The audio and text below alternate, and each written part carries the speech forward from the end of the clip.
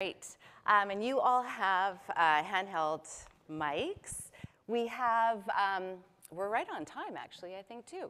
So we're gonna do this for about 45 minutes or so. We're gonna save the last 20, 25 minutes for questions from the audience. So if you have any questions, write them down, and we're gonna have two roving microphones coming around to answer your questions later. And as Gavin mentioned earlier, this is a discussion and a debate, and we may have disagreements. So I'm going to kind of direct some of the questions to you, but feel free to jump in if you have any comments at all. Lenore, I know you will.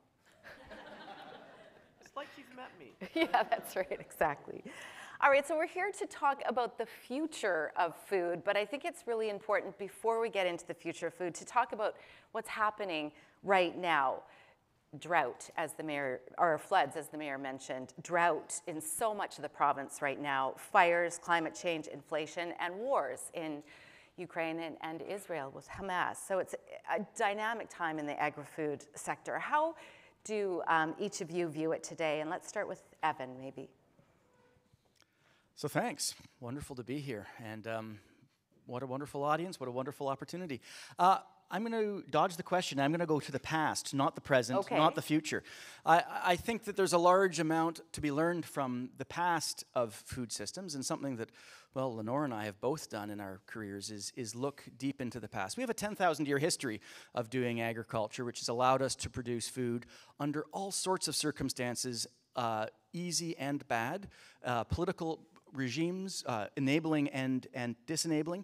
And for me, one of the key lessons of history, which I think is so important for today, is that although COVID, conflict in the Ukraine, and climate change, the three really scary C's, seem terrible, cooperation, collaboration, our capacity to innovate, three good C's, actually allows us to overcome these things. And so one of the overwhelming lessons of history, which I think we all need to remember, is that when we cooperate, collaborate, we have a huge capacity to unlock innovations.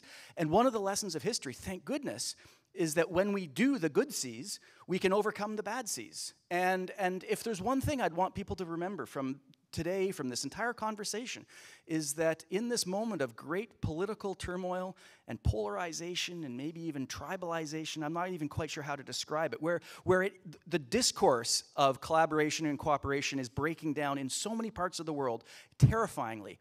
If we can collaborate, we can overcome a huge amount. And so I'm very proud to be part of Canada, part of conversations like this, part of organizations across the country, because I think Canada right now are perhaps the grown-ups in the room, that we're able to have these big conversations. And we can get into the details of the technologies and how do you overcome that drought with what kind of tech or management tool. Let's have that conversation, but let's focus first and foremost on the collaborative part of it. And the rest will, I think, unfold quite naturally.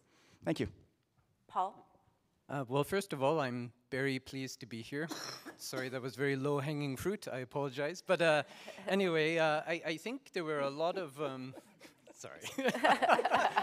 Puns are allowed, apparently, all day. Apparently, yeah. Between the panel and the MCs, maybe we can kind of get through all the food-related puns. That's right. But anyway, the question that you posed, Randall, there's a lot of worrying trends that you identified. But I think maybe one of the most worrying trends that has emerged is that we are never more removed from agriculture, from the food that we eat, than we are perhaps now at this present moment in time. And so in that gap between the way that the food is produced and the consumer, a lot of misinformation has emerged, and sometimes even arbitrary targets. So, for example, a lot of controversy had emerged when the federal government had set a target of reducing nitrous oxide emissions from fertilizer use by 30% by 2030.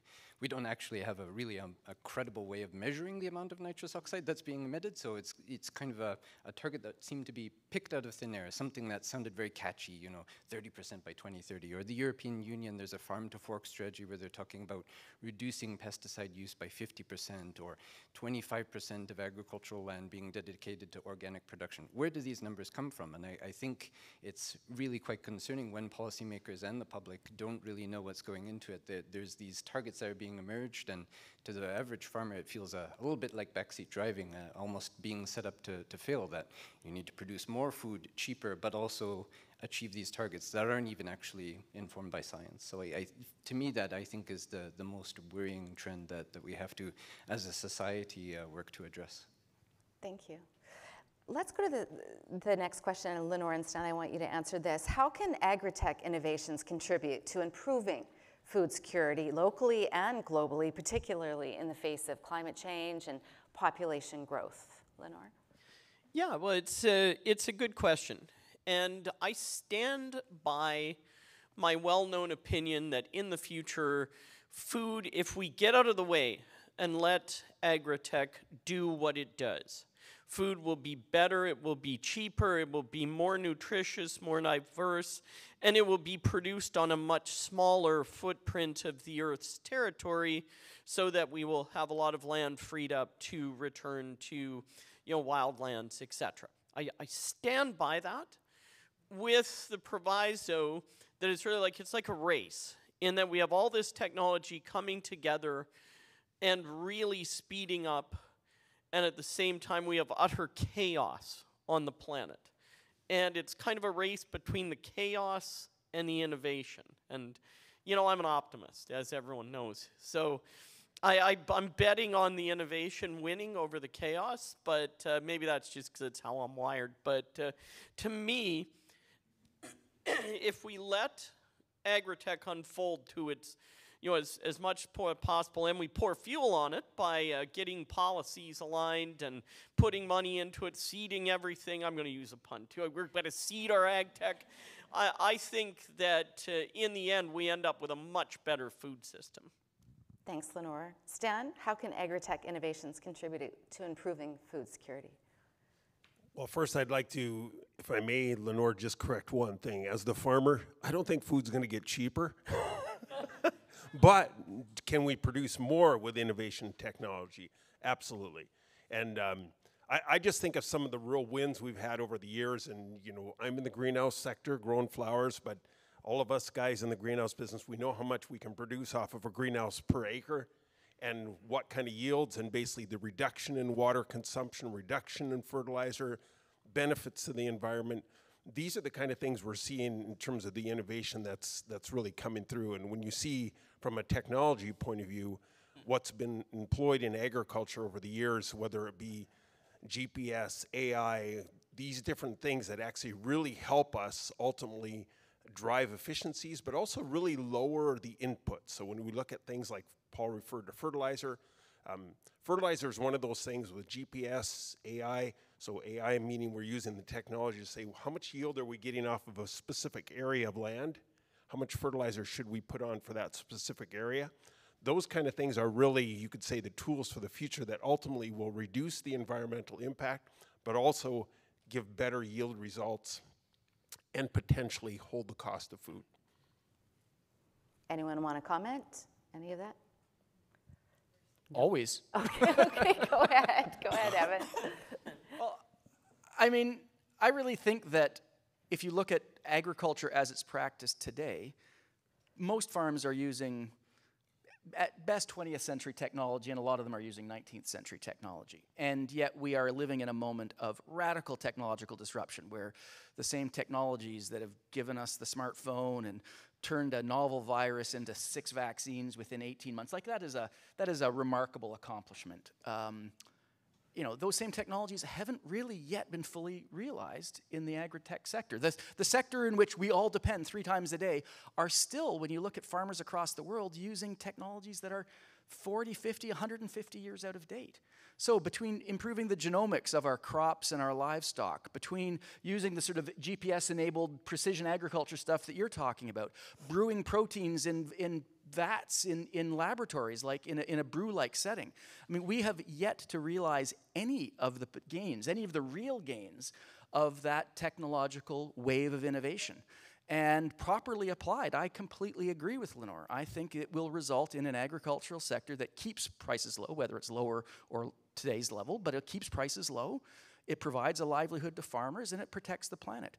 But we have to get the policies right. We have to get the flows of capital going into the right kind of with the right kind of incentives, so that we don't just allow another tech wave or generation of tech billionaires to emerge and that this new innovation simply repeats waves in the past. We have a chance to do things differently with this wave, and I really hope we can do it, and sort of the mantra of my work is to try to create those enabling environments so that this wave of innovation serves not only profitability, but also the planet and society. Go ahead. And I think, you know, Evan, that's a really great point as well to touch on, is trying to have that supportive environment. I'm really appreciative that you're doing that kind of work, but as well the need for capital, which is, I think, the biggest challenge, is why these agri-tech solutions aren't necessarily being adopted, why some of the technology, as you said, is outdated. The average farm debt in Canada, pre-pandemic, we were always talking about, oh, you know, someday it might get to $1 million. We've smashed that in the Fraser Valley. It's in the millions. And so when you're that deep into the hole and someone comes to you saying, buy this new shiny thing, it'll innovate your product, you know, it'll cost you just $1 million, surely you can incur a little bit more debt. The farmer says, heck no, I can't go that deeper into the hole. So I think it's really maybe my cautionary note to a lot of the agri-tech entrepreneurs attending today is to think of maybe agri-tech as a service, not a good. That Uber got that big because it was connecting passengers with drivers, not, you know, selling cars or having physical assets like a fleet of taxi cars, for example, for Uber. Yeah, so I think maybe seeing agri-tech as a service, not a good, and also recognizing, in particular in BC's environment, that it's small-scale farms, that, you know, 15,400 farm properties according to StatsCan. That sounds like an exciting number, but 512 of those actually get close to about $2 million in average revenues. The average farm in BC is quite small, so again, coming to them offering a service rather than a good is probably the recipe for success. Thank you. Go ahead. Yeah, just speaking a little bit to the adoption of technology and AI in agriculture. I think one thing we have to remember is Paul spoke to the size of the farms, the average size farm, and this is where you could say the appearance is that we could say that we have a lot of farmers that are dated. The reality is we have an 80-20 rule in agriculture. 80% of the farms present or sell 20% of the GDP of agriculture in the province. So when you look at the 20% that are producing 80%, that 20% are very advanced in technology. Yep. So when we look at you know, when I look at our own farm, you could say, I know we're cutting edge on everything we're doing. Not only that, we're pushing the boundaries of what the norm is on everything, and that's very normal for that 20% producing 80%. But the other most important thing is how do we get the rest to come along? And that's really, you could say, where the challenge we have today is with some of the objectives that are being set. The bar is being set in high, but for the farmer, especially that group of farmers that really doesn't have the capacity, and this is potentially 80% of the farmers doing 20% of the volume, this group really doesn't have the capacity. They're busy, hands in the dirt, if I could put it that way, with the animals. And these people they're giving up. They're basically taking the approach where just saying, if I got to fill in this form, if I got to meet this requirement, this code of practice, all this kind of stuff, I'm doing this, but I don't have the time to do this stuff. I don't have the financial level. So these are the things that are holding back. So when we look at adoption, we have to find a way to say, help bring those people along, because otherwise we're going to lose that group of farmers. And that's what's going to hold us back. So if I could again close this one, AI adoption, technology adoption, I believe it's very high. I think we couldn't exist without it is really what it comes down to. So Evan, I'd really like to correct that one. Go ahead. I would just add, you know, I agree with Stan that BC is hemorrhaging small farms right now at an incredible rate that has accelerated rapidly, particularly since the floods, fires, you know, you have it, rain of hail and grasshoppers, everything else that seems to happen to us these days. And one of the key tricks, the thing we haven't learned how to do yet, is how to use ag tech to try and stabilize some of those smaller operators rather than, like you say, drive them further out. Because there is definitely form fatigue, policy fatigue, red tape fatigue like crazy. And we're losing about 1% of our farms a year in the province, which that's not good. We should, eventually that's got to stabilize somehow. let's talk about water, and I want to let you guys know you all have water. Just below you hear this. Yeah, there you go. In case you need it. More specifically, water scarcity, though. It's a growing concern in so many regions. I live on the Sunshine Coast. We're having massive problems with it. Drought conditions, it raises feed prices. How can agri-tech and innovation address the challenge of water restrictions to ensure sustainable irrigation and water management in agriculture? And I have Paul starting first. Sure. So I guess it's been something that's been a major concern for us with BC Agriculture Council this summer, not just because of the droughts and the wildfires, but then also sometimes the way that curtailment orders were rolled out, again, with that kind of question of whether or not some of those decisions were science-informed, forage production being targeted in particular. But I think really two challenges that we're experiencing in BC. One is water availability, and the other one is water quality. And so water quality, if I had $2 million, if I won the lottery, here's my hot tip, I would try and do a startup that would combine membrane desalination and irrigation, because there doesn't really seem to be anything that's commercially available with those two types of technologies. And I mention that in particular because the Delta region is experiencing its own unique issues with water quality, where there's the salt wedge, and so sometimes when there's inundation, it brings salt further up, and one of the reasons why one of the harshest biblical punishments was salting the fields of the offender, it's devastating. So trying to have something that's able to get that salt out of the water, return it to a kind of quality where you're able to actually use it for agricultural production would be one really ideal agri-tech solution. But with water availability, there is only so much that you can do, and so we need a policy environment, first of all, that prioritizes water use for agricultural production to recognize that it's necessary for food security. But then also perhaps technologies that allow for a more precise application of water, so at least we're able to use the resources that are available more strategically. And again, that kind of technology does need to come with some sort of supports for the farmer to be able to roll out, given that lack of available capital. Lenore? Yeah, and I think it's one of those areas that highlights the balance between urban and agriculture that we struggle with in BC, given we're all living in the tiny valley part of the province.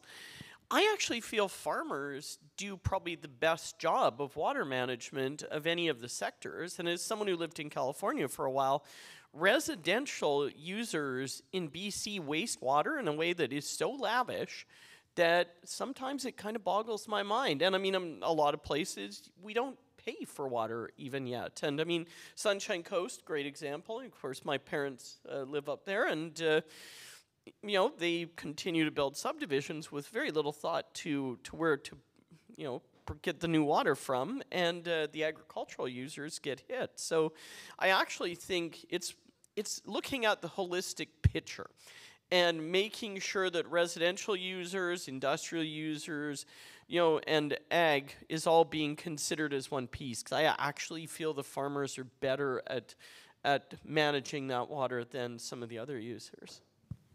Go ahead, Stan. Yeah, I think when we look forward and just say, one of the things I would look at is why water prioritization. And I look at that and just say, how will we give prioritization to water for agriculture? And we look at that and just say, if food security is important to us, it's critical we have water. If we've got no water, there's no food security. So I think that's very important. The other thing I would say is, let's look back just a little bit and go back to 2021 again. At about this time, well, it's a little bit later, I guess, than this time, but 2021, we didn't think there was any water shortage right here in the Fraser Valley. And I think that demonstrates opportunity. And the opportunity is how do we manage water when we have too much water? And how do we then take too much water, store it? What's the policy around how we can store? How do we develop policy that allows for farmers, whether it's in the interior or different areas, water storage? How do we store water that we have at excess so we can use it in the time of need? And if we can do that, I believe we unlock, you could say, really way more potential. Just hearing the comment how Abbotsford or the Fraser Valley area here has gone from, I think I heard 2.8 million to billion to 3.8. I'm not perfect with the numbers here, but let's just say a 30% increase in agriculture in just over 10 years. That's just fantastic. you know, when you look at the kind of numbers. And I believe that we will do that easily again. Not only that, but our world requires it. We need, in the next 10 years, we need 30% more food on the table to supply the population of today. So I think back to that again, I really believe that from a food security point of view, water management point of view, it's really about the policies. We need a policy that prioritizes water use for agriculture, but also we need a food policy in the province. Let's talk about the future of food. Seeing an increase in alternative protein sources like plant-based, Lenore, what you and Evan were alluding to, and lab-grown meats. How do we see these innovations impacting food security and sustainability? And Evan and Lenore, you just wrote a book about this. You can both jump in. Happy to. You go for it, Evan. All right. Crack. So, I mean, when I look at the sectors of the ag, or the sections within the ag sector that are ripe for disruption, and I say this as a prediction, not because I'm lobbying for a change, but I'm sort of trying to read the tea leaves in the arc of what the technological innovation seems to be taking us on. I see a tremendous amount of potential, specifically in one technology called precision fermentation, which would be to use microorganisms in a brewing-like setting to turn starches or carbohydrates or sugars into some sort of other protein. And we've got companies already at scale in the US and Israel and the Netherlands, which are using funguses or yeast organisms to create perfectly good, nutritionally identical whey protein, which normally comes from a cow's udder. And I think we're just simply scratching the surface of what precision fermentation is likely to do in the near future, and I'm thinking 5 years off, in terms of giving us a whole new set of food ingredients that are going to usher in what some of my food sciences colleagues, like Ricky in the audience, call the golden age of food science, where we have a tremendously new set of ingredients coming in, specifically linked with this idea of what's called precision fermentation. I'm aware of, or Lenore and I about a year ago ate Perfect Day ice cream in the US, which comes out of a precision fermentation. It is an animal-free dairy ice cream. Not quite as good as Haagen-Dazs, but better than Seal Test would be sort of how I would benchmark that one in terms of my own culinary experience. This is about to happen, and properly managed, it could result in more food with a smaller environmental footprint and reductions in animal welfare issues. And not properly managed, it could result in a massive disruption to a very, very important part of Canada's rural economy, which is the dairy sector. And walking the tightrope between the good parts of innovation and the negative aspects of disruption is, I think, the job of the policymakers and the industry leaders today. And so, Lenore, how do we navigate all of that as we go forward? Yeah, it's an interesting one watching this unfold in real time. I actually feel very lucky in that I feel the shift in the protein portfolio, which is how I kind of see it, is of an equal magnitude probably to the invention of farming itself. I mean, it's incredibly disruptive. And yet, at the same time, it's this giant opportunity we get to see unfold. And so when I talk about a protein portfolio, we already source our protein globally from different sources. And surprisingly, 60% of the Earth's protein comes from plants, and only 40% comes from animals globally. And the rest of the globe wants to eat more animal product, but we can't scale the current animal industry up to meet that need. So I would stress I see this as a yes and, in that we have animal industry, we have plant-based protein, people are going to keep eating chickpeas, but all of a sudden we've got these new emerging parts of the category. And as with Evan, I think the opportunity is huge. The reason precision fermentation is such a strong opportunity for Canada is we produce the feedstock. We produce the industrial level starches that you can turn into dairy protein. And the other one that I'm really excited to, I just came back from San Francisco where I got to try mycelium-based chicken. And to me, that's just crazy. It's a mushroom, but it tastes like chicken. How did they do that? And they're very smart, clearly. But what they do there is they take fungus, they genetically alter it to include some of the profiles of chicken protein, and then they make it into a kind of plant-based chicken breast. put it on a Caesar salad for me, and I could not tell that it was anything other than something that went cluck and walked around at my feet. And so when I look at it, I look at some of the problems we're encountering trying to scale protein right now, because the world needs more protein. We're short. When I look at, say, in the global south, we see some of these dairies with 40,000, 50,000 cows. In places like China, we see rainforests being stripped to grow beef. We don't have to do that, and some of that protein we could do in Canada at scale. It's a really exciting time, with the proviso that we actually do need to think about how we do this and the policy, because there is a real worry that if it is too disruptive and unfolds too quickly, we could see serious damage to parts of the industry that will survive quite nicely, I feel, if the transition's managed correctly. But it's exciting time. You can get meat out of a mushroom and ice cream out of a yeast. It's kind of Star Trek days in protein, so that's kind of exciting. What's the name of the book? And what is it out already? So we've got 2 books. For the general reader, Yeah. you might be interested in Dinner on Mars, which came out about this time last year, where Lenore and I, this was Lenore's and my COVID project, where we texted back and forth and said, we can't travel anywhere, so let's travel in our imaginations to Mars. Yeah. We have an academic book coming out in about 2 weeks, actually. 2 weeks. Which is, I think, the world's first academic scientific book on cellular agriculture, and it is just called Cellular Agriculture. Good title. And simple. if any of you really want a copy of Dinner on Mars, I got a box of them in the back of my car, so feel free to... Car boot sale. Yeah, and it's a rare chance to have it signed by both authors. Both There you authors. go. Happy to toss out a few free copies if anyone's really curious. Stan, you wanted to...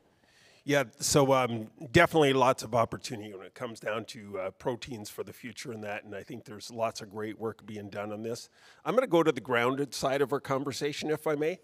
The one thing I think that we feel in agriculture is super important. At the end of the day, we have to properly label what we're selling.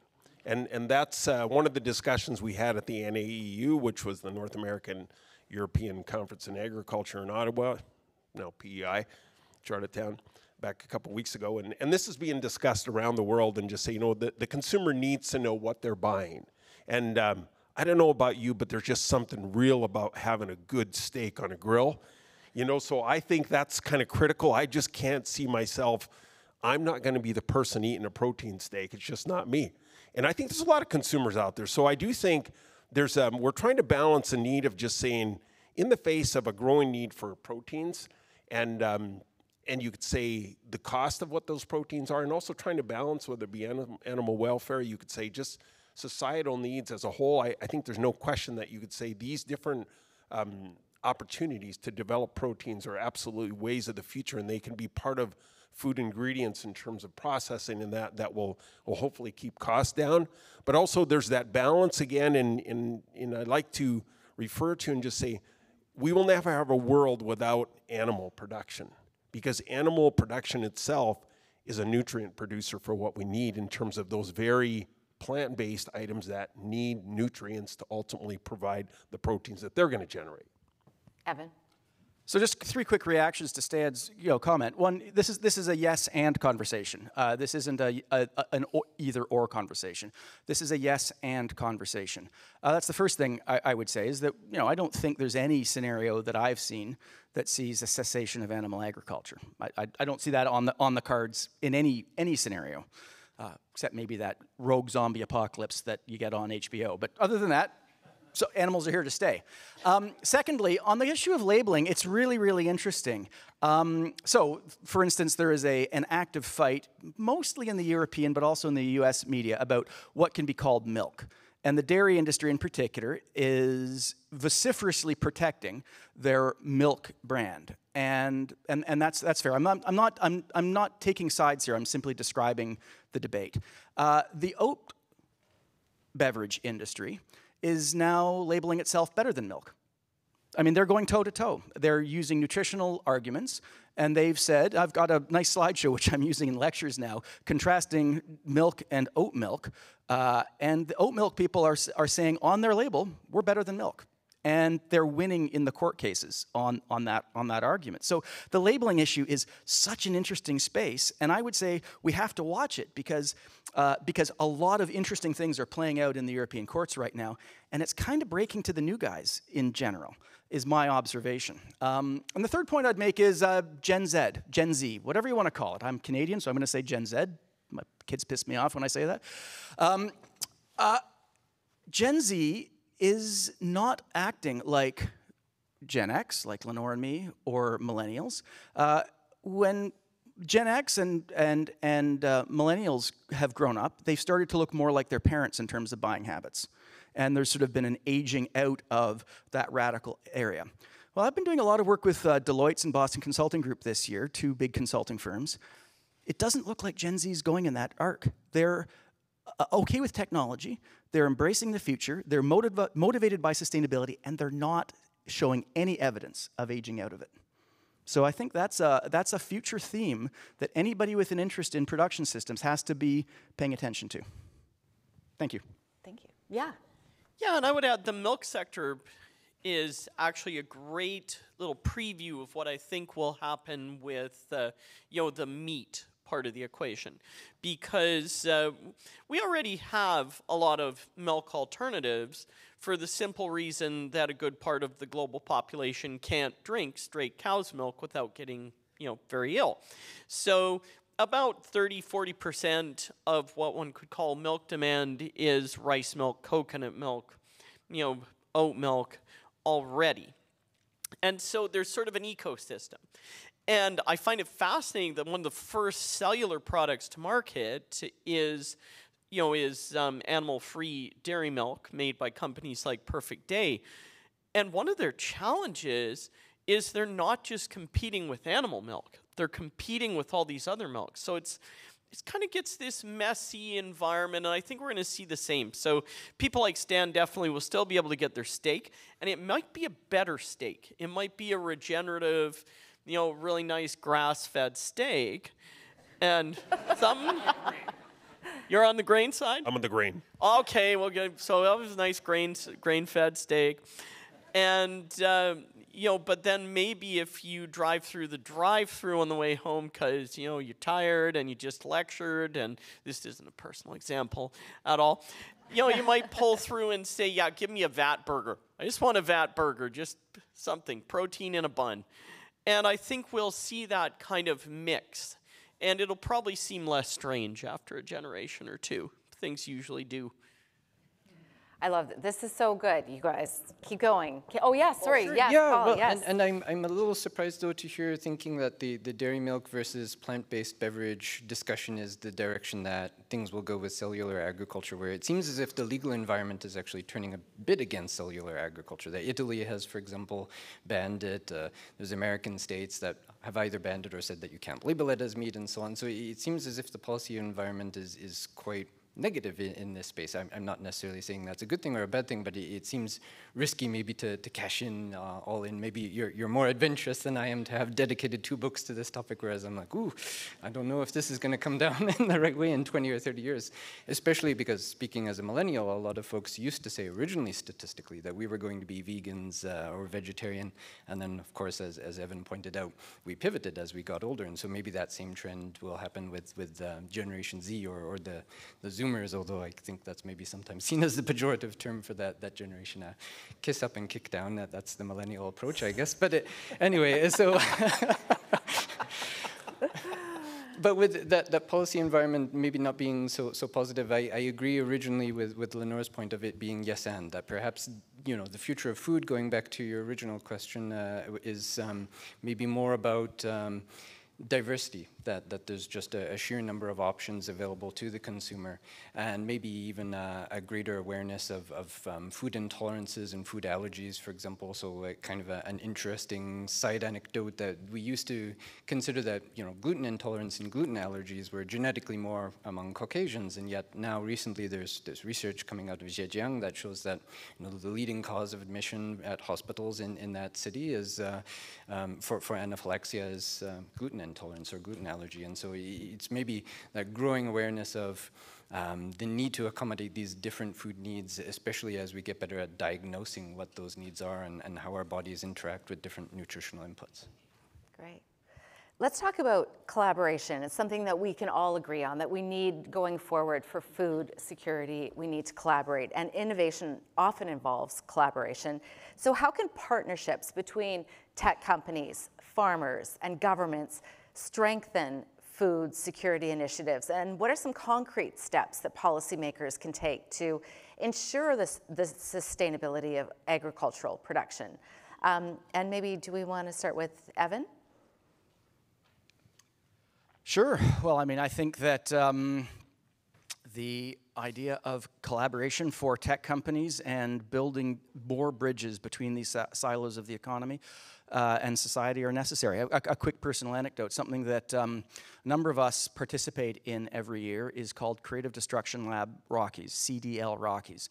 CDL is an organization, global organization. It starts, I believe, in Toronto, that brings early stage entrepreneurs together with scientific mentors like Lenore and myself, together with venture capitalists, business experts, and over a series of meetings in the course of a 12-month period, turns would-be entrepreneurs into much more skilled entrepreneurs with better business plans and get-to-market strategies and pitch decks. And it's essentially a soft skills development exercise where say, a third-year engineering student with a great idea on a piece of technology comes in and they don't really know how to describe it to an entrepreneur and don't know any of it, or a venture capitalist, and don't really have the technical specs. And at the end of 12 months, they're much better skilled at doing that. So there's a very tangible, concrete example of an institution which is devoted to breaking down some of these walls. And the CDL, Creative Destruction Lab outfit that Lenore and I volunteer for, is called CDL Rockies, and it focuses on ag technology. So just in a couple of weeks, we'll be meeting in Calgary to meet this year's crop of would-be ag tech entrepreneurs, and it is always an exciting, enriching, energetic kind of environment, and I love it. So there we go. There's an example of what I think we need to be channeling more of in this world. Great. Stan, what do we need to do to help build build trust, to help make these collaborations work between farmers and policymakers and tech? So hear me? Yes. Sorry. When you look forward and just say, how do we embrace the technology? You know, one thing is that for a lot of farmers, is obviously cost is a big factor, but the fun part is I think a lot of farmers are curious by nature in terms of their approach and how they can advance, let's say, production, yields, quality of plants or animals, all those kind of things. So there's a lot of work being done, whether it be on genetics, gene editing, a lot of different things like that today. So I think on the collaboration is super important. I think, you know, yes, I believe it begins even with forums like this, really. You know, you talk to people, you learn who's working on what, but the second thing is how do you practically apply that on a farm? And I think that's one of the most important things, and what I find the biggest successes come from when you've actually got somebody with a technological idea and they know what the problem is we're going after. What is it we're trying to resolve? What are we trying to better? And if we can apply that to the application, so then take that to the farm and just say, can we make this work? So whether we're using it in AI, I'll give an example of AI that we really looked at already 10 years ago, and it was what we called basically running a camera throughout the greenhouse that would give us a picture of all the crops that was going on. So we could use it for inventory, we could use it for crop management in terms of health, pests, nutritional, all these different factors. But one of the biggest struggles we actually ran into is that the tools were there to do it, but the foundational information was not, the data points. So determining the data points is basically saying, where are we currently at? What is the current status? What is the baseline for nutritional health on that plant? So we're taking a picture, we're observing a leaf, and we're basically seeing that we've got some yellowing, something like that, that indicates there might be a nutritional deficiency. That back to, again, right at the farm application level, the important thing is just saying, we've got the tools already. The tools exist, you might say the hardware, but we don't have the data. And the data is probably one of the most foundational things in everything we're talking about, whether we're talking about reducing fertilizer, greenhouse gases, whether we're talking about better yields and that, knowing where we're currently at, soil quality, what's the basis of our soil? Are we more healthy, less healthy? We can talk about these things, but if we just simply talk about them and just say, we're gonna make our soil more healthy, where are we gonna make it healthy from? What's our current status? So that's a foundational thing, I think, on data. So I use data as basically, that's super important, getting that baseline data. But that next step is really taking that data and just say, what can we do with this now? What's the objectives? How do we work with academia that they can basically say, increase learning, increase the knowledge building, the technology? How do we take the technology experts and say, this is what we're now trying to do with this, and how do we do that? Those steps. That can be an automation as well. So there's tons of collaborative working that absolutely is essential. If we don't do it collaboratively, it doesn't work. Lenore. Yeah, there's a few things. I think I'll take it a little higher level. Is number one, this country needs to decide it wants to play in this area, in that we should be an agricultural powerhouse that is almost unbeatable, and yet we barely ever hear a federal politician say, hey, we're good at this. And when I look at, say, the Dutch, who own this sector, to be honest, or Singapore. Singapore should not be any kind of agricultural power. They have no farmland. And they just came out and said, by 2030, we're going to produce 30% of our food domestically. We're just going to do it. We have no idea how, but we're doing it. And suddenly they're a huge player in ag tech because they decided. And it drives me nuts that I think we're right now number 6 in the world, and you never hear it on the Prime Minister's lips that, hey, we're an ag superpower. So that's number 1. Number 2 is then you build a strategy. And why I love the Dutch model so much, they have something called the triple helix, where academy and government and industry work together to build a sector. And to me, that is critical. And real things I would love to see move forward faster, more dedicated funding for both innovation side in industry and research side in university, more focus, picking things where we think we could win, and I mean, it's all over. I mean, on the academic side, one of the things I think we really need to learn and that we are slowly getting better at is listening to industry. Because industry has needs that we could serve, because that's literally our job. And sometimes we drift off somewhere else and do weird things for a while, and no one stops us and says, hey, solve this industry problem. So to me, it's about, number 1, being loud and proud and saying, hey, we want to do this, and then saying we're going to do it with a strategy.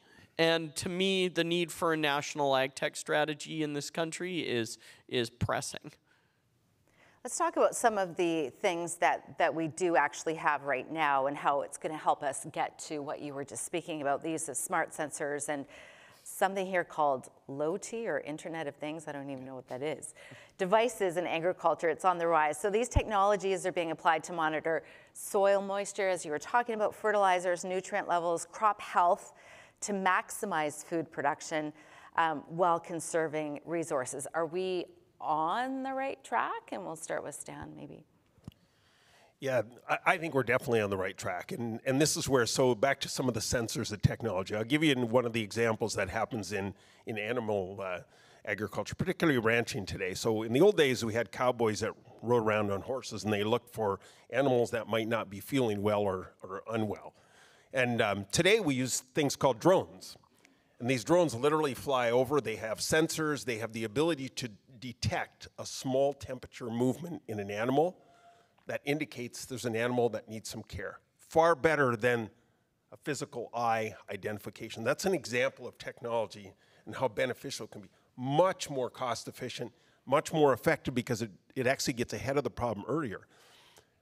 Another side of technology and how we really use, let's say this, what I call cutting edge technology is again the AI calculations of assessing a crop. So this is being used extensively in a lot of the major field producing areas. It's also being used in greenhouses as well now. We're actually running, again, drones or cameras, some way you're taking pictures of crops, you're assessing crops, and not only that, but through AI, you're calculating, let's say, crop yields, you're calculating when the crop's gonna be ready. It takes into weather, all these factors, things that we can't possibly do with our own mind quick enough, but it gives the forecast of what's to come. And the benefits of that is from a retailer point of view, retailers, producers struggle with, let's say, if I need X amount of lettuce for a given week, how do I make sure it's gonna happen?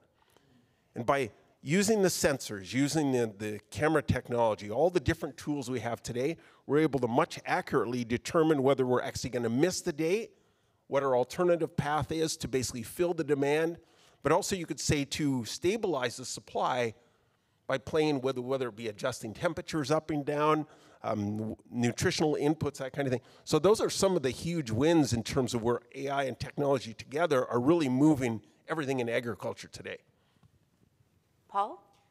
Well, I think it's a good question because if, for example, the Abbotsford Tech District, which is an idea that we're kind of gathered here today to discuss and almost kind of gestate from the conversations that are happening here, requires maybe a tighter focus than just agri-tech. So I think to leverage the strengths that we have within the Fraser Valley, we have a lot of dairy operations, there's a lot of greenhouse operations, also a fair bit of horticulture, hence my berry pun at the start of this panel, and so, nice callback, I guess. And so, to kind of leverage those particular strengths to say, okay, well, if we're going to be doing an industry cluster, we want the Abbotsford Tech District to be something like Silicon Valley. Well, when you say Silicon Valley, people know exactly what you mean, the Meta and Alphabet and those types of tech giants, the kind of big data and data analytics and so on and so forth. So what is the Abbotsford Tech District? Is it just agri-tech and it's kind of wishy-washy, this vague term, or is it something very specific that we're going to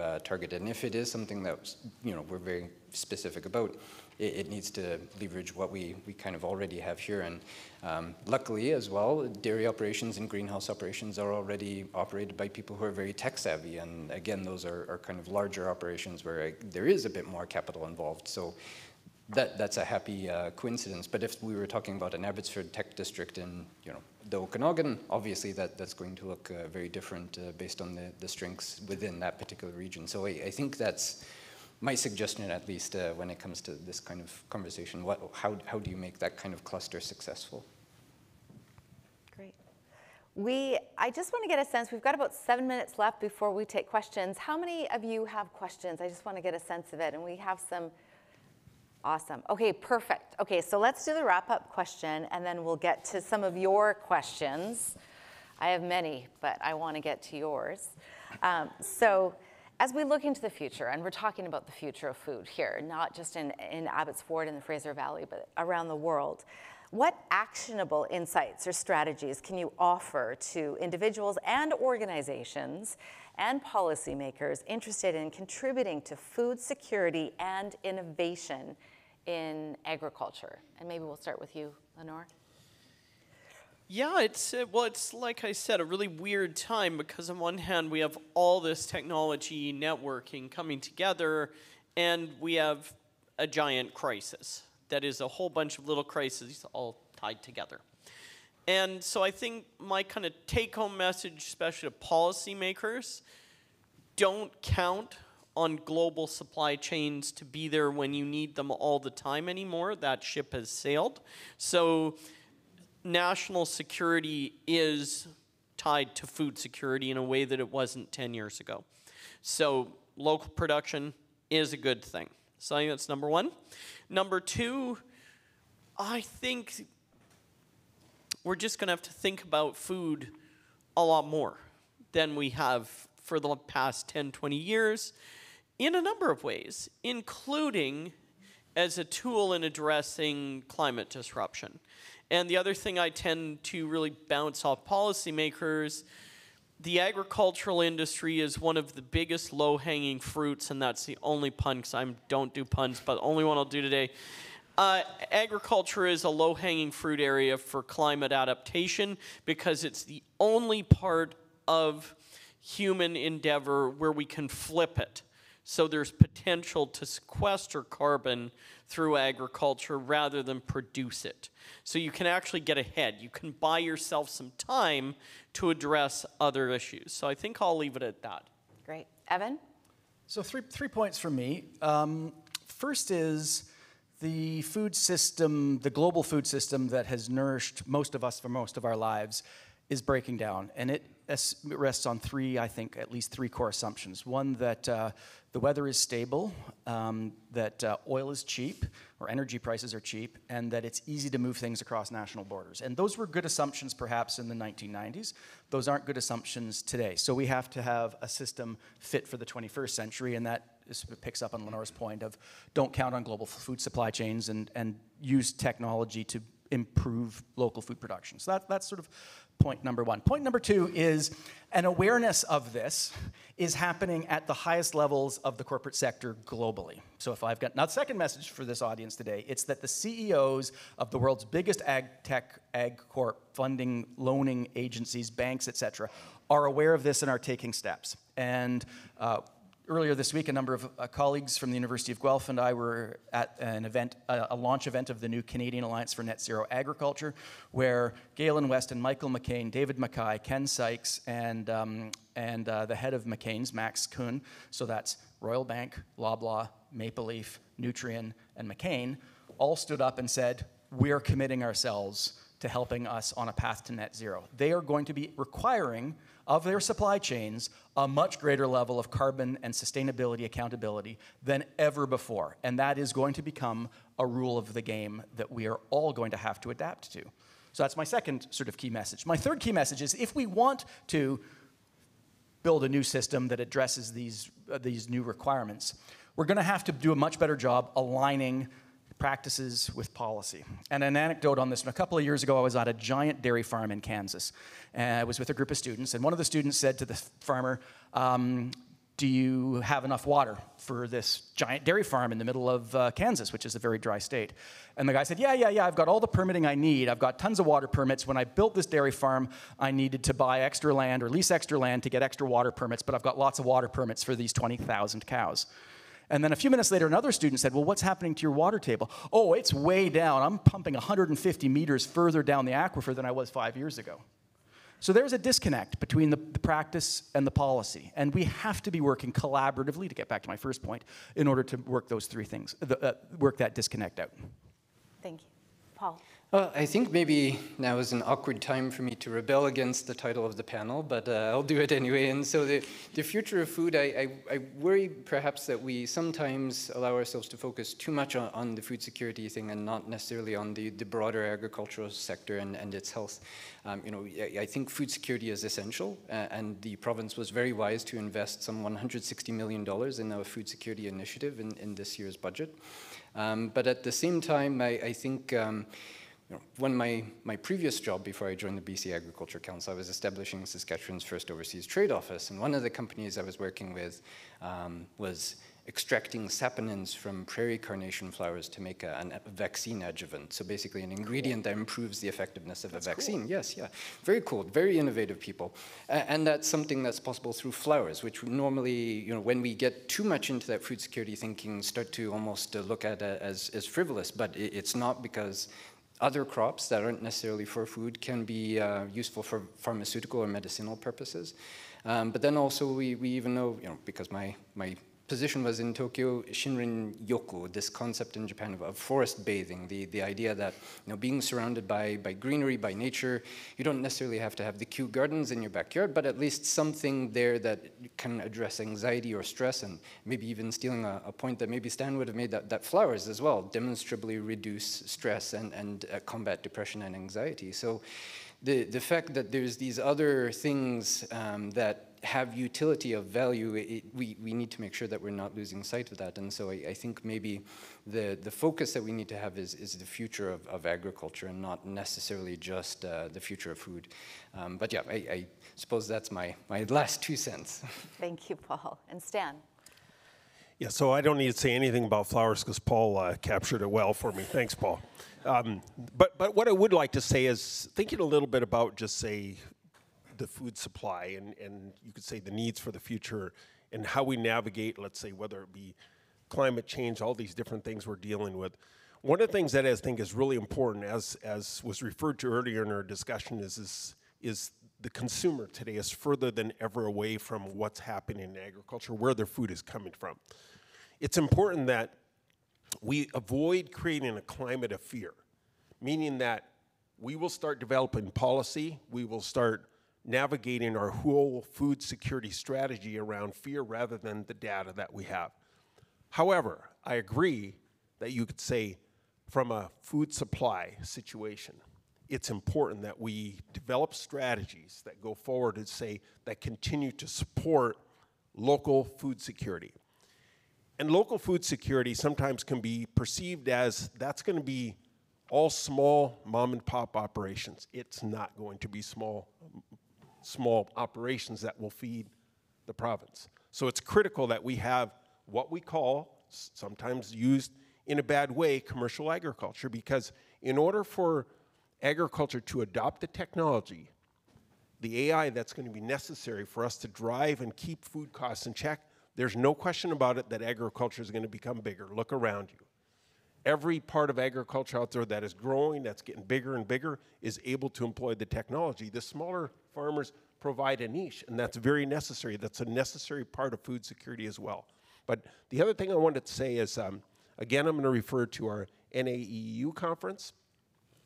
There was a discussion around worldwide food supply. And the conversation referred to a terminology saying that our world food supply runs at 44 days of stock. How do you feel about that? That's a little bit unnerving when we think about it, but that's a reality that's been that way for a long, long time. Nothing's really changed. But what it does tell us is when we look back to the flood we experienced here in 2021, we saw firsthand, particularly in Chilliwack, because we became an island in Chilliwack at that time. We really learned what food security meant at that time. Grocery store shelves emptied. We saw some of the COVID results also at different times and what happened in terms of supply in the grocery stores. This is unprecedented stuff for us. We've never seen that before. So I think, Lenore, you touched on it when it comes down to, let's say, the overall supply. We have to start thinking more, not just-in-time inventory, but what-if inventory. We look at what's happening in Ukraine, other places in the world today. They're dealing with situations where you're thinking of just-in-time gets kind of destroyed. So in the past, retailers, supply chains have really focused on how to basically keep just-in-time inventory, just the right amount flowing every day. But as disruptions increase, we're going to have to start thinking about creating the buffers, which a lot of farmers have had to do already in the past few years. Everybody's doing this, manufacturing that. So these are the things that I think we need to think about in terms of saying, what does security look like for food in the future, but also to not scare the consumer around the challenges that we're dealing with every day. Evan, you referred to a lot of the big retailers out there. This is not foreign. We're dealing with this kind of stuff every day. So it's not like you could say the farmer, the processor, it's not like the retailer and everybody out there is just oblivious to the reality around us. We're dealing with these kind of things. We're navigating. Net zero. I have my concerns about a net zero strategy. I think we have to consider, just say, what's the balance? We all need to eat. There are consequences to everything we do in life. We can't just simply take net zero and just say, that's the utopia and that's what we're going for. Because if we say net zero only, I think unfortunately, food security is not going to be what we all think it's going to be. Thank you, Stan. All right, you guys, so many good questions arising out of this discussion. If you have a question or a really horrible pun, put your hand up. We've got 2 microphones roving around. And the first microphone, we'll get Tyler to ask the first question. We'll get a microphone up to the front, too, because we've got some questions up front. Hello? Hello, go ahead.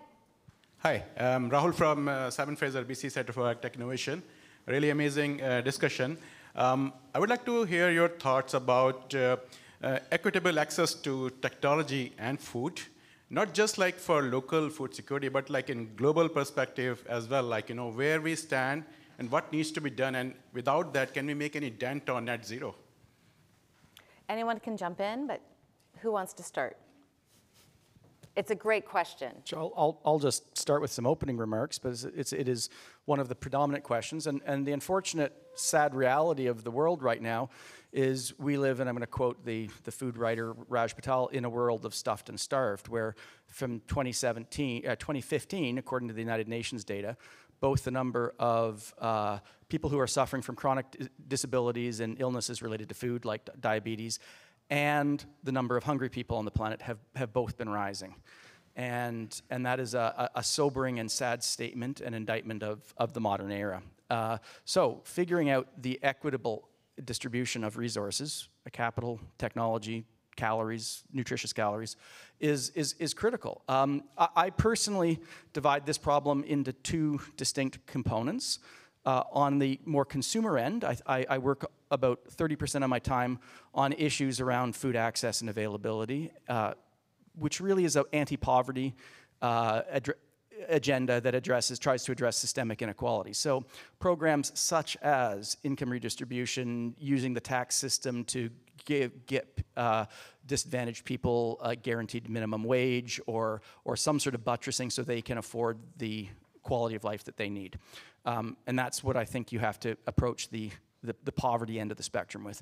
At the same time, flowing financial rewards to producers for reducing the risks of adopting technologies that might be easier on the environment or result in emission reductions. And I think you have to divide the problem into those two components and work sort of at poverty reduction and inequality at one end of the spectrum, and, to use the academic phrase, financial rewards for ecosystem services towards producers at the other end. And with that sort of portfolio of policies, you get at the sort of the challenge that you're articulating there. But thank you very much for that question. Yeah, great question. Next question, there was someone up. There you go. Oh, thank you. You keep it, okay. Thank you very much. It was a great discussion. Mike Watson, excuse me, Executive Director of Samath First Nation. Just have a very simple question. In BC, there is the Agricultural Land Commission, which we all support, supported greatly by the public. Does the Agricultural Land Commission regulations, in terms of having a favorable regulatory environment supporting agritech, does that allow agritech industries to be located on ALC land? Yeah. I guess this one's mine, isn't it?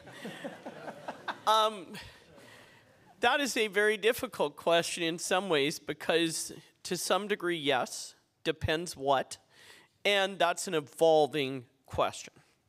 So, for example, as some of you know, I was deeply involved in the process of saying, okay, we want to grow more leafy greens year-round, and we need to do that inside in controlled environments that don't quite meet the definition of greenhouse under the Act. Let's amend the regs. And I thought, oh, that sounds fun. That's going to be like a 2-month project tops. And 2 years later, we straggled across the finish line, got that done. And it's kind of like that for everything. So the one thing I would say, one of the strengths of the Agricultural Land Reserve is it's really hard to change. And that is a strength because in BC, the pressure is usually residential, trying to figure out how to come in on the farmland. So it's good that it's really slow moving. But where you hit a problem is when you have new technologies, you want to figure out, okay, how could we fit those in? Then that slowness becomes a real challenge. So another example that I've been watching closely is we've had a lot of federal pressure to move away from in-ocean fish farms because of the detrimental effects they have on salmon stocks, which that's great. But on the ALR, you're not allowed to have an on-land fish farm unless it's like a hole that you dug. Like you build a trout pond, but you couldn't build a high-tech, on-land fishery. And so we're looking at like, well, how could we push that forward? And, we're like, oh, well, that's great. We're going to try and do that. It'll be another 2 years. So the only thing I would say, we're getting there, but we need somewhat faster processes for farmers and food on the ALR that are different from everyone non-farm. And I would point to the Minister of Jobs and Innovation for setting up an ag tech concierge as one way to try and get around that. And so the government is looking at that. But yeah, it's a struggle because you can't loosen the ALR to the point where then all of a sudden it all falls apart. But at the same time, some of the things for the industry are too slow. And I don't know if that really answers the question, but I think it gets at it that it's difficult. Stan. Yeah, thanks, Lenore, for those comments. I'm going to speak as a farmer here, and I'm going to speak for a part of farmers in this case, because I know that there's mixed feelings in the farm community around the ALR. But I'm going to speak from opinion-based, and I'll believe it's accurate. I believe that the Agriculture Land Commission policies that we have today are reflective of, when did this policy start? 60 years ago? 73. 73 years ago. And 1973. So. Yes, and they are inherently based on agriculture of that day, is really how I see the policy. Yep. Lenore, you referred to the Netherlands. The Netherlands is the most productive agriculture country in the world, and they have less land than just about anybody out there, but they're doing it through a very advanced agriculture policy, but also land use policy. And I believe, let's look at our Fraser Valley specifically, where we produce probably more food than a big part of the province does, really. Even areas like the Okanagan as well, I should include. But these are very productive areas. We do need to protect ag land, that's true. But we also need to have all the ancillary things such as food production. We need industrial. We need residential. We have a very changed society from 73 years ago, did you say, Lenore?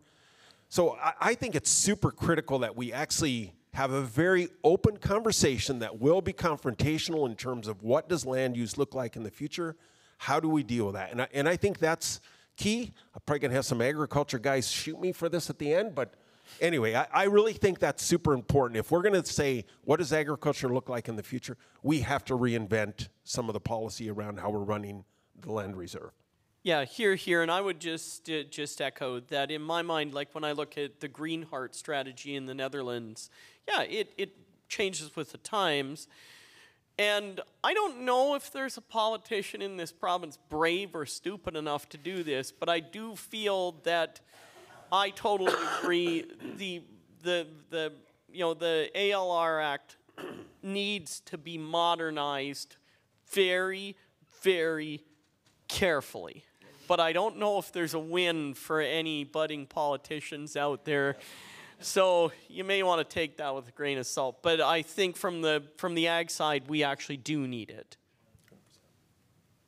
Thank you. Excellent, excellent discussion. Next question. There's a hand up there. Oh, go ahead. Hi there, my name is Stefania Pizzurani. I work with Lenore at the Food and Agriculture Institute. Thank you for your insights today. I'm hoping for a few more insights on this following challenge. We've heard a few times already this morning the growing distance, the gap between consumers, people, and their food systems. Although we do surveys, and some of the top findings is that some of the innovations feel really unnatural, quote unquote. So that's a challenge, and Evan mentioned the C's, but the T's are, transparency, traceability, and importantly, trust. So how do we engender trust in our food systems, the future food systems that we've been hearing about? Paul or Evan, you want to jump in on one of those? Well, sure. I think, first of all, we should give ourselves a pat on the back in Canada, that I think when we've been looking at it statistically, we're something like the third best in terms of food safety standards in the world, that perhaps only Japan and Sweden are rated as having that higher degree of trust in their food safety. So first of all, I think that's a credit to our farmers, but also to the food processors and everyone throughout that supply chain here in Canada. So that's first of all a key one. But again, as well, that is a good point, that the further we try and remove things from soil-based agriculture, the more anxious consumers become. And so, you know, I oftentimes like to say the most efficient bioreactor in the world is actually a chicken, because 1 kilogram of feed almost equals 1 kilogram of meat, and it's the byproduct of 8,000 years of co-adaptation and evolution. Whereas maybe some of the fermentation stuff that is, you know, 20, 30, 40 years of research and development. So it's hard to achieve the same efficiencies as, you know, that 8,000 years of working together with that particular animal. So I think we have to be very careful as we try and remove things from soil-based agriculture, not to jeopardize that reputation that we've built globally for Canada. I think I would just add, I would push back a little bit that fermentation technology it predates chickens by quite a bit, by probably 5,000 or 6,000 years. So, you know, I feel safer when my stuff's brewing in a big vat and hopefully wine or something pours out. But I think I see it as a mix. Number one, every part of our food system is technology. A natural banana has seeds in it that would shatter your teeth if you ate it. And cows don't exist in nature. They're a created animal. I'm actually giving a talk in Guelph on the weird history of the creation of the cow as technology. So technology is part of the food system. But one of the things that worries me is when tech companies move into the food space and they kind of color outside the lines on the biosecurity piece. And one of the things that I love, say if I'm in the Netherlands and I go into a greenhouse, I have to suit up like I'm going onto the surface of the moon. I feel good about that. If I'm in Silicon Valley, sometimes I walk into those companies who are creating food, and I've just walked right in off the streets of San Francisco, which are not a really biologically secure environment. And here I am now, standing in your lab space, and no one made me put on a little suit. So I do think policy around food safety is critical, and tech companies aren't immune, because when tech companies think they're immune, suddenly you're in a submarine descending to the Titanic and you get crushed into a tiny sphere. I think one of the answers to this question is the data and the baselines that Stan and Paul were talking about earlier. If we want to communicate clearly to consumers up and down the value chain that their food is produced to a high nutritional and safety standard, which are the two predominant pieces of transparency, but increasingly the carbon footprint and the water footprint of food is increasingly part of the cost of doing business, then we need the data lines to A, establish a baseline, and B, show change over time. And so a big investment, for instance, in a soil inventory to look at carbon stocks in soils so that we can monitor how much the farmer is, you know, over or under producing based on historic baselines, is a necessary precursor. So if we're going to establish better trust, and Paul's absolutely right, we have a great foundation, a world-leading foundation on which to stand, then being very clear about our baselines and our data lines and using those as the key tools through which to communicate our value proposition in terms of safety, sustainability, trust, and transparency. It'll be through clear data. Great, thank you. All right, just over 2 minutes left. One final question, I think. Sorry, we're back there. A great discussion. My question is relating to Stan's comment about his affection for a grain-fed steak. My wife and I, when we travel, we're surprised at some of the things that people are eating in other cultures, right? One of the things I'm noticing, people are eating insects. I don't bring that forward as a suggestion. However, it's an example of the kinds of things that people are eating in other cultures, and I'm wondering if our panel could comment on that. Are we opening up our vistas to different foods that we normally wouldn't consider for the betterment of using our property well and serving our citizens with nutritious food? That's my question. All right, let's start with Stan. Grain-fed insects. Yeah, grain-fed insects. So what do they feed grain insects? So I think of the crickets and, cricket farmers from the past. By the way, I don't think there's any of them that have survived, hoping that this would be the latest and greatest, but it is a reference to insects being produced as protein. And I do believe that they're all going to be part of the solution going forward. And I really think that we can't look at it as just say it's beef only. As a protein, there are more things than beef.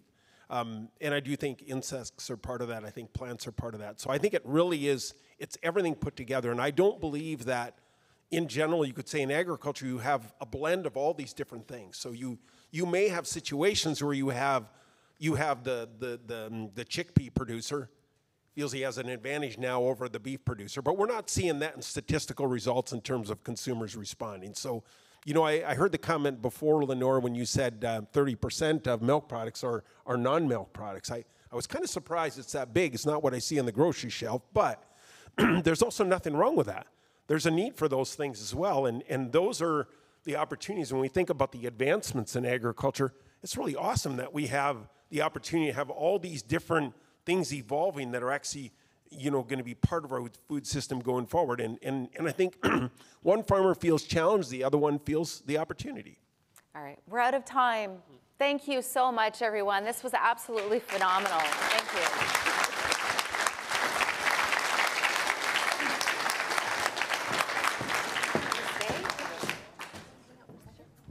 Wow, that was incredible.